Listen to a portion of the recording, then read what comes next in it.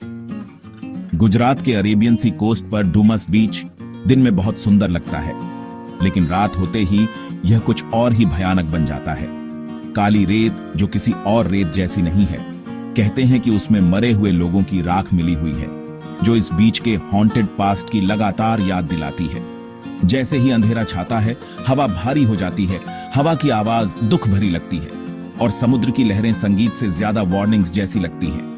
वहां के लोग विजिटर्स को सूर्यास्त से पहले जाने के लिए कहते हैं, यह वार्निंग देते हुए कि रात में एक नेगेटिव एनर्जी छा जाती है।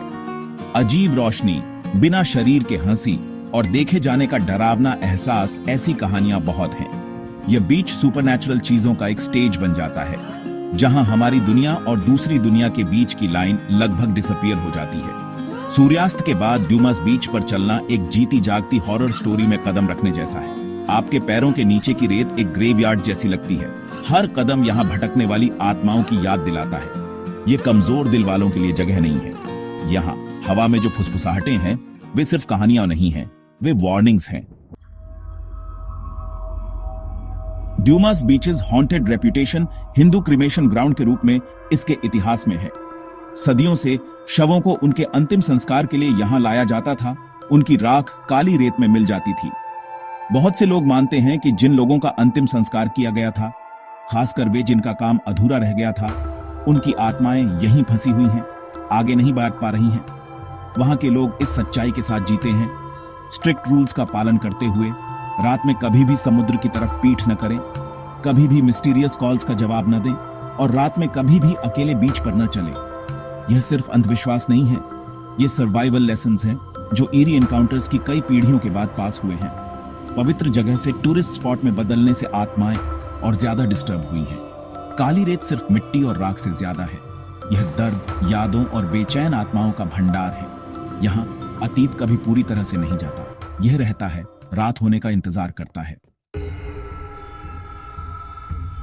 ड्यूमा बीच रात में होने वाली डरावनी मुलाकातों के लिए बदनाम है। विजिटर्स बताते हैं कि उन्हें फुसफुसाहटें सुनाई देती हैं, जो उन्हें जाने के लिए कहती हैं। इतनी साफ आवाजें कि वे मुड़ते हैं, लेकिन कोई नहीं मिलता। परछाइयां, अजीब आकृतियां, एक गायब होता आदमी जिसके साथ कुत्ता था, एक सफेद कपड़ों में महिला किनारे पर घूमती हुई देखी जाती है। अचानक ठंड लगना, देखे जाने का एहसास और बिना वजह गायब हो जाना टेरर को और बढ़ा देता है। वहां की कहानियां उन लोगों के बारे में बताती हैं जो रात भर रुकने की हिम्मत करने के बाद गायब हो गए। उनकी चीजें मिली, लेकिन वे कभी नहीं मिले। यहां तक कि जानवर भी खतरा महसूस करते हैं।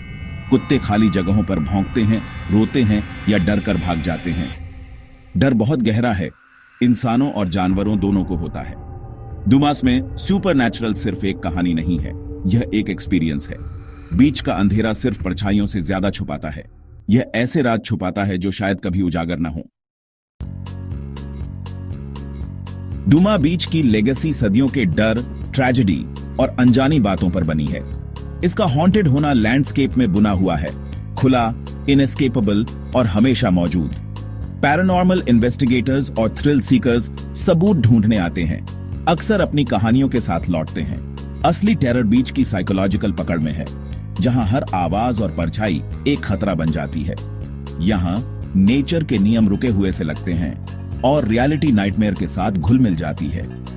अगर आप विजिट करते हैं तो वार्निंग्स याद रखें। डुमास की आत्माएं पेशेंट हैं, रात होने और लापरवाह लोगों का इंतजार कर रही हैं। क्या आप फुसफुसाहटों को सुनेंगे या भागेंगे? और चिलिंग टेल्स के लिए लाइक और सब्सक्राइब करें हमारी अगली अननोन यात्रा के लिए।